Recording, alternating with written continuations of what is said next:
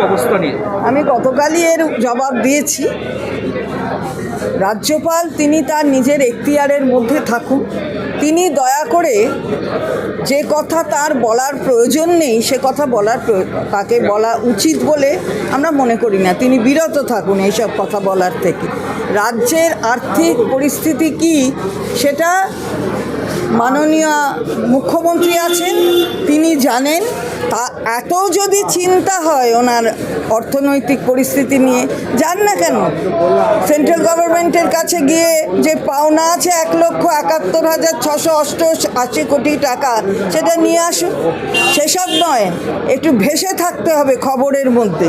তাই কালকে গিয়ে মাননীয় অর্থমন্ত্রীর সাথে দেখা করেছেন আর এইসব টুইট একটার পর একটা করে যাচ্ছে। ওনার অ্যাডভাইসে সংবিধান বলে না যে মিনিস্টারদের চলতে হবে অথবা মাননীয় মুখ্যমন্ত্রী